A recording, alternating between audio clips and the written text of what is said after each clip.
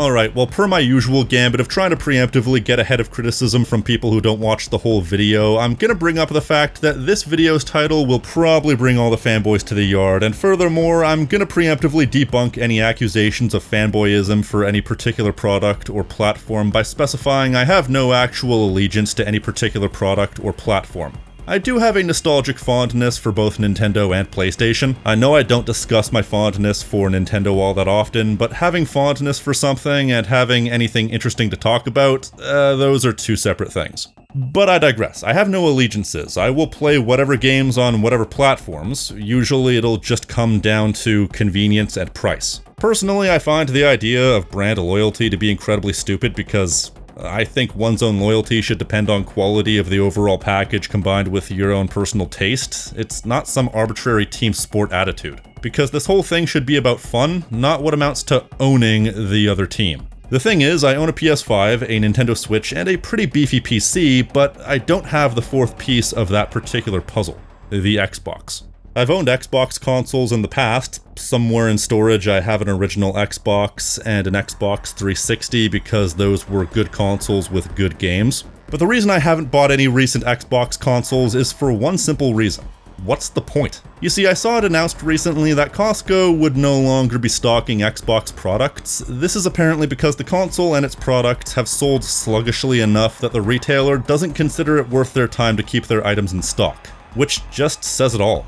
And that gave me pause for thought because it wasn't that long ago that the Xbox was arguably the most important brand in the gaming industry, and yet here we are. The Xbox Series X is struggling to sell, it doesn't have any worthwhile exclusive games or reasons to own it, and the entire brand seemingly has no hype behind it whatsoever. What exactly happened here? Well, the entire downfall of the Xbox brand can be blamed on a gradual downfall that can be traced back to a single moment in time that cascaded into a bigger and bigger problem. But before that, how did the Xbox brand get to the point of being such a big brand in the first place? This is not going to be some instructive or encyclopedic look, mostly just my recollection of how things fell into place. Also, for those of you who haven't been keeping up with the news, this story has a bit of a twist. When the Xbox broke onto the scene in the wake of Sega finally deciding to throw in the towel, it had stiff competition. Well, it had a single stiff competitor in the PS2, as of right now the best-selling console of all time. This was at a point when the old guard was gradually being stomped out by newcomers. In the previous generation, Sony utilized a combination of a few factors to really run away with the generation. A strong market push towards older gamers because gaming was not seen as something for adults up to this point, and as such, by changing the perception somewhat, they were able to simultaneously target the younger and older demographics because the younger demographic had their perception of coolness shaped by the older demographic. Then they combined that with a simple-to-develop-for platform, and the final thing they utilized was the fact that their competition was currently screwing the pooch. Nintendo with their insistence on a cartridge-based format which handicapped developers hoping to make bigger games, and Sega with, well, broadly points at everything. It had officially become a one-horse race, so it was the perfect time for one of the biggest technology conglomerates in the world to slide right into that space left behind. Really, Microsoft was one of the few companies that had the capabilities of making an instant impact. They had the funds to market the thing up the butt, they also had the money to be able to load the Xbox up with the most powerful hardware on the console market, sell the console for a loss, and still survive. Most of all, they had the money to start buying up major studios and/or funding beloved exclusives. As such, Microsoft's behemoth managed to come out and instantly find itself in second place. Not by much, only by a few million units, and even in second place, they were still vastly behind the PS2 by a factor of about 6-1, but basically, the summary of this generation was one console ran away with it, but another console basically brute forced its way into the conversation. But of course, a strong start is only worth it if you follow up well, and the thing about the history of the console market is, momentum can shift quickly, but usually momentum can only truly shift if the underdog takes advantage of the top dog, screwing the pooch. I'm very proud of that line. Hence the Xbox 360. I don't think it's an exaggeration to say the Xbox 360 is one of the greatest consoles ever made. It was groundbreakingly powerful for its day. It was easy to develop for, it was comparatively affordable, and it was in an era where more than any other, Microsoft was really pushing for exclusive games and content. Gears of War, Dead Rising, Crackdown, Fable, the original Saints Row, and many more. Not just exclusive games, but exclusive games that appeal to a wider audience than a lot of other games. As a matter of fact, since the Xbox 360 was the big dog for much of this generation, Microsoft was even able to negotiate a deal with Activision to where Xbox owners would get access to new Call of Duty content before PS3 owners. As somebody who was a teenager during this time, that was a big f***ing deal. Now, of course, the Xbox 360 had one catastrophic issue, the fact that the first generation models were incredibly faulty, because they were pushing to get the console on the market before the PS3 and Wii in order to get a leg up on them.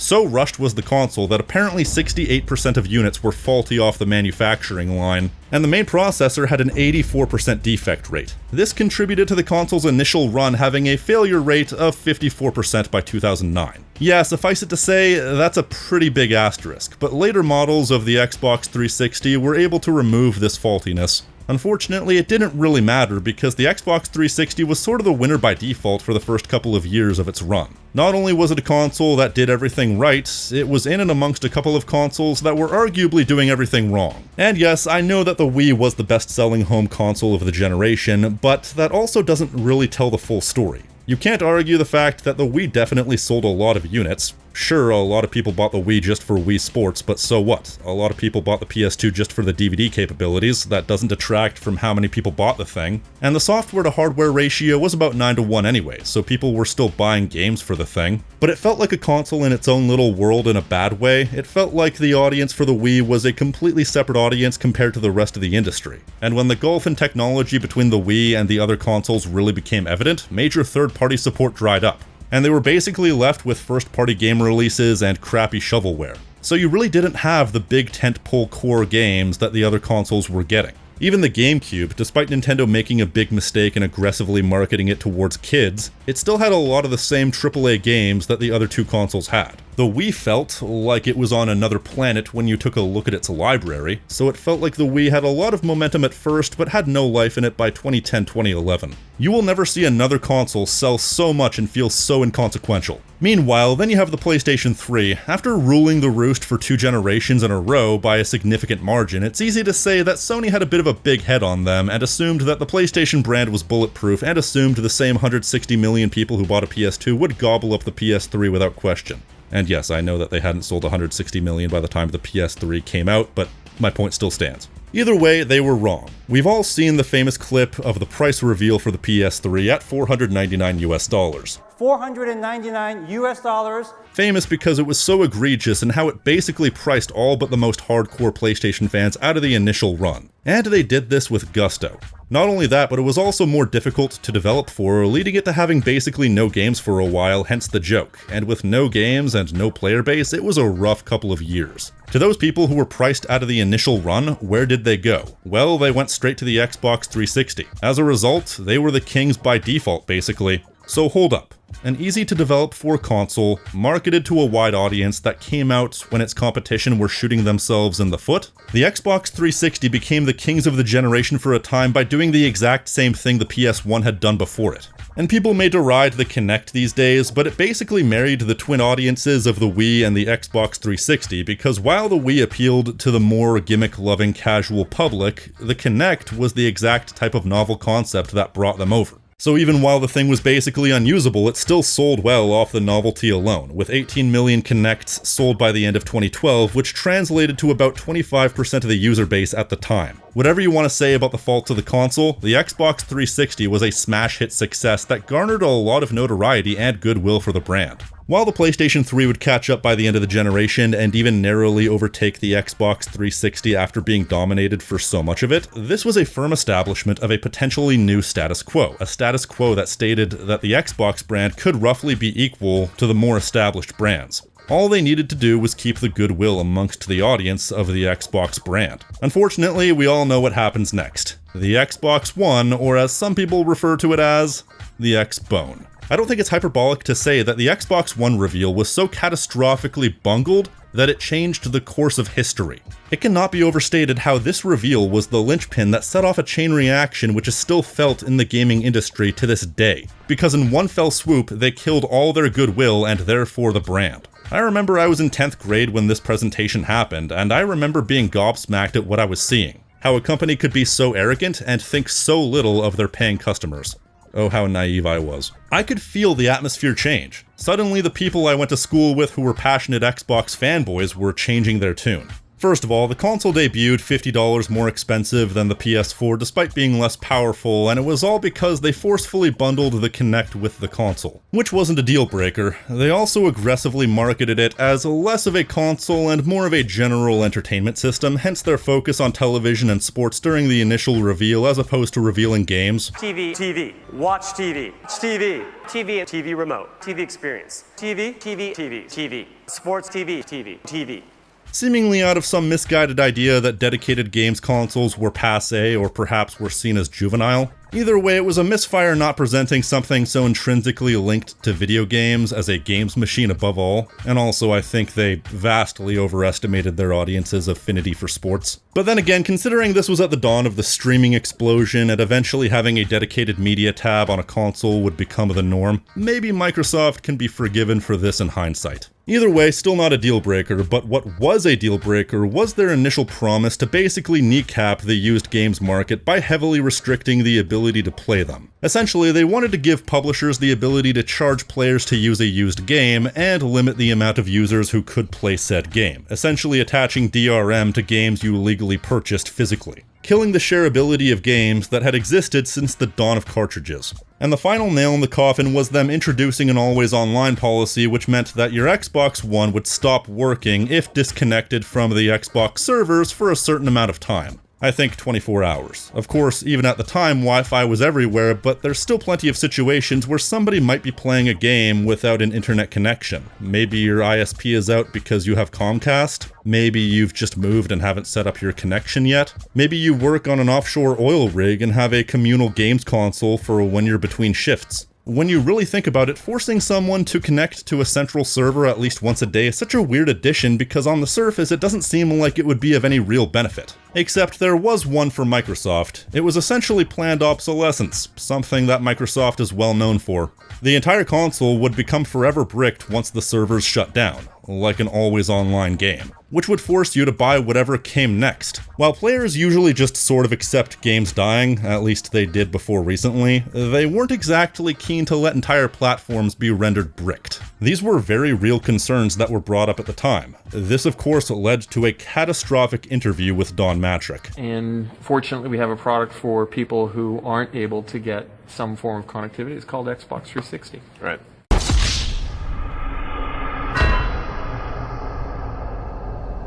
This interview was so infamous it led to Don Mattrick resigning from his position as president of Microsoft's video game division. At the beginning of the 7th generation, Sony was cocky enough to think that the brand was so strong that people would flock to buy an incredibly expensive console. Meanwhile, Microsoft was cocky enough at the beginning of the 8th that they had falsely bought into the idea that they could treat console users with the same level of authority as they had and continue to have over PC users. But unfortunately for them, as has been well documented by people far more knowledgeable than me, there was and still continues to be no real competition in the PC market. It is a functional monopoly. As such, Microsoft can pretty much get away with whatever they want. Even legality is not necessarily the line in the sand anymore, considering how much money they have. Did you know that Microsoft once took part in a lobbying campaign to weaken the capabilities of the IRS so the IRS couldn't pursue a near $30 billion tax evasion case against Microsoft? There's only one thing that could realistically change the corporate mindset, and that's sweet, sweet Benjamins. While instituting these policies and basically telling their user base to either accept it or shove it, they completely overlooked two things. First of all, they overlooked the fact that they didn't have a functional monopoly in the home console market, and two,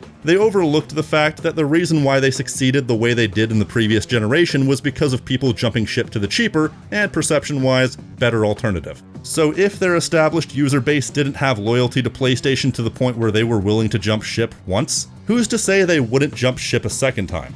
They were handing Sony a game-winning layup. So all it took was Sony sitting back, letting Microsoft bungle their entire reputation, and they swooped in, made a few commercials where they made fun of the new Xbox policies, and history was changed forever. Even though Sony was apparently planning on doing similar things, but backed out when Microsoft decided to take the plunge first. Even shortly after, when they backtracked on their policies, the damage was done, and the entire generation was lost before it had even properly started.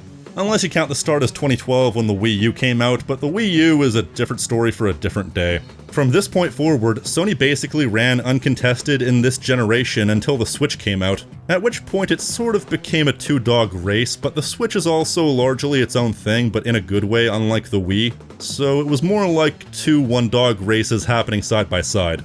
Either way, Sony had traditional home consoles locked down, while Nintendo locked down the portable market with the hybrid system. Meanwhile, the Xbox really never had a place in the industry after that. Sales were noted as being sluggish all the way back as far as when the console was only a few months old, and while they were eventually able to find their way to 58 million units sold, that's less than half of what the PS4 sold and only about a third of what the Switch sold. It became apparent that the Xbox brand was starting to become irrelevant as it quietly settled into a distant third place. They could have always tried to turn it around with some really good exclusives and being really super user-friendly, but instead they kinda went the opposite direction. The nails started going into the coffin when Microsoft decided to start prioritizing parity between console and PC output. What this meant was they decided the era of locking down Xbox exclusives was over, and now they were going to try and start releasing set exclusives on PC as well, because the PC ended up being their biggest platform by default. So one by one, the paltry handful of Xbox One exclusives were released for the PC.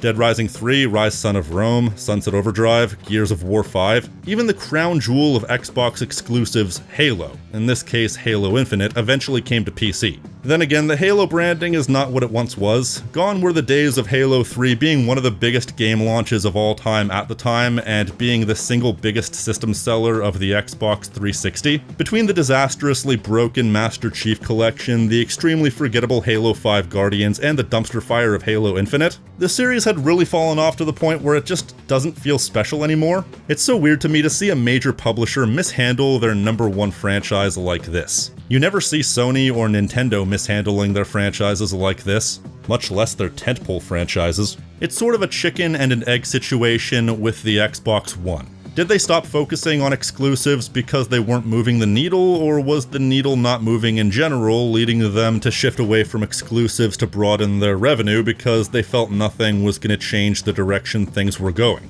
and thought they might as well get some more money out of the deal? The result is the same either way. It was to the point where there was one particular point in time, I think it might have been in 2018, 2019, so while I was still in university, where I thought to myself, when's the last time the Xbox even had an exclusive game at all? The whole thing about exclusives is a bit of a catch-22 because on one hand, I do think it's an inherently anti-consumer practice, and so I welcome publishers releasing their games to a wider audience. But on the other hand, there's no doubt that exclusive games are system sellers, and after a certain point I couldn't help but think to myself, what's even the point of owning an Xbox One when you could just get a PC and play the better version of all these games at the exact same time they release on Xbox? And when it came time for the 9th generation, the Xbox Series X almost felt like it was brought out largely out of obligation.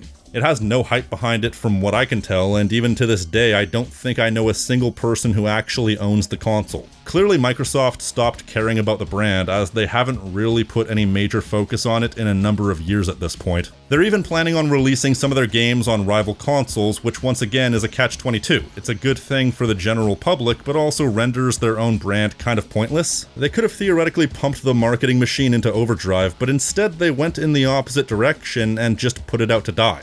And die it has, because while it sold a decent amount, it's in a distant third place, and it has absolutely no hype behind it. People don't talk about it. It's the most nondescript it exists console possibly in the history of games. Hell, you know how people would deride the Xbox One by calling it the X-Bone? I've heard so few people talking about this console that I don't think I've ever heard someone make a similar derisive pun for the Series X, even though the Series X can easily be shortened to sex. With one major retailer already removing the entire brand from their stock, who's to say more don't follow suit? I'm not one of those people who think that consoles need to die, because I do think there is an inherent convenience that comes with them. Even if they've gradually become less plug and play over the years, there is still a simplicity of just being able to pop a game into a designated machine made to play those games. Right now, it seems that they're banking on the Game Pass being the thing that pushes them forward. In theory, making themselves the Netflix of gaming isn't a bad idea, but I think they overestimate the appeal of paying a monthly fee to not own your games. and now they're set to ruin even that. And this is where a lot of people have been planting their flags recently as far as the negative opinions on Game Pass and Microsoft's entire video game division generally. Because whatever you want to say about Game Pass and the ownership of games, it was at least a good deal. $20 a month and you get access to a bunch of games, no questions asked. But as it turns out, they have now decided to essentially butcher Game Pass in an effort to hike profits. Aside from a 50% price hike, they've also taken away some of the benefits, such as removing day one access to Xbox published games for all but the highest tier. Though as of right now, PC Game Pass still only has one tier and it still has access to Xbox published games day one. But I would probably expect them to change that relatively soon. If they're doing it to normal Game Pass, it's likely only a matter of time.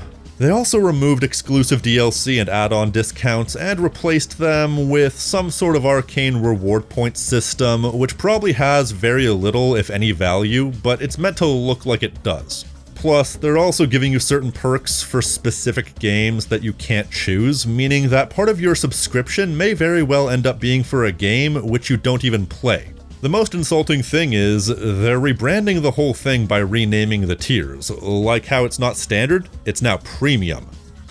So they're taking away features that were there before, but they have the nerve to try and rename them to make them sound more grandiose despite now having less value. Basically, a lot of people feel like this has been a bait and switch. Raising prices is one thing, that's just the reality of paying for subscriptions. Companies will always try and get more out of you at a much higher rate than inflation. But they're inflating the price while deflating the value, which is just insane to me. So the long and the short of it is, the one arguably good thing that Microsoft had in their video game division is now being butchered, which only further highlights every major issue that they've been having with their video game division over the past decade. They just can't leave well enough alone.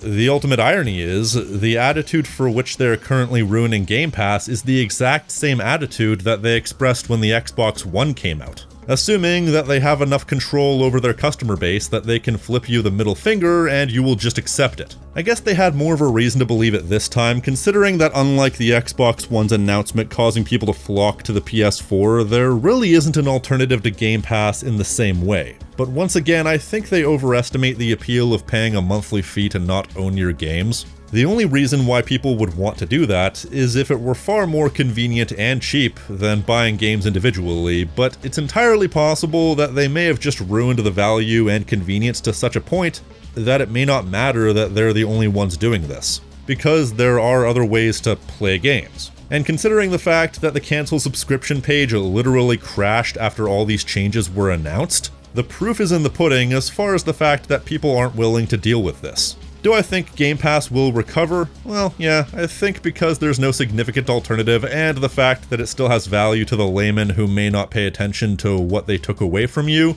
leads me to believe that this won't affect them long term, and I think they know that considering the fact that despite how controversial this has been, they haven't backed down.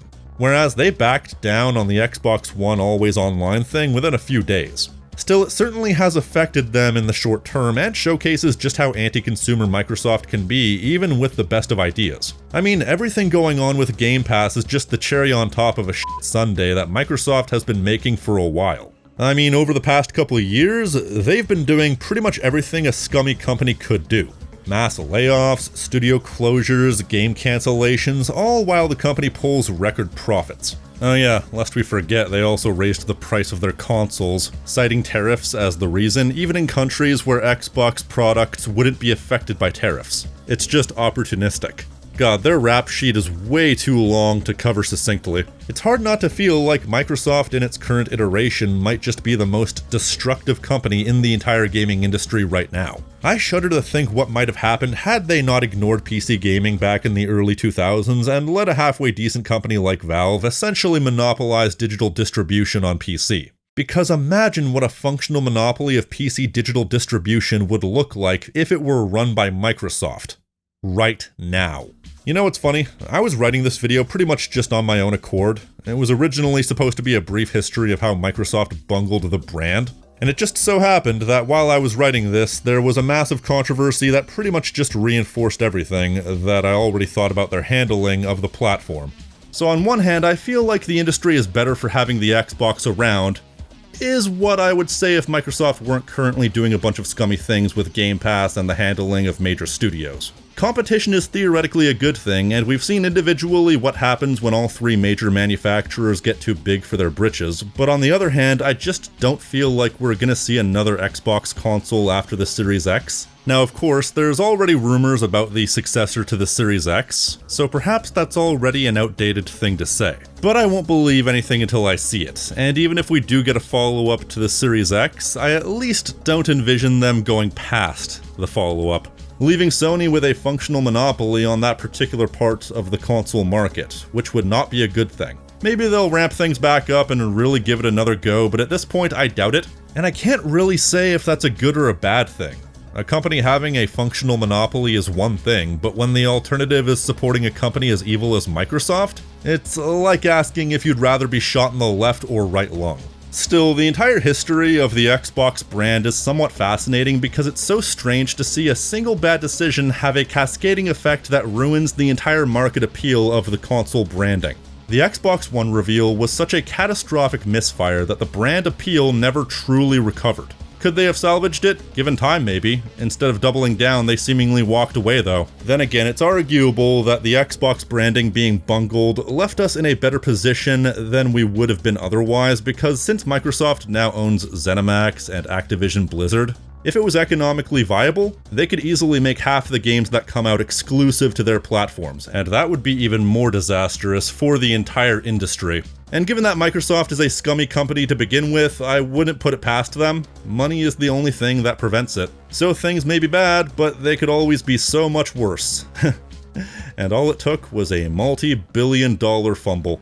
Thanks for watching. If you like this video and want to support the channel, you can leave a like, tell me what you think in the comment section, subscribe, and hit the notification icon so you're always up to date on what I'm doing. I've been the King of Snark Style right here on Tactical Bacon Productions, and I will see you next time. Stay crispy, my friends.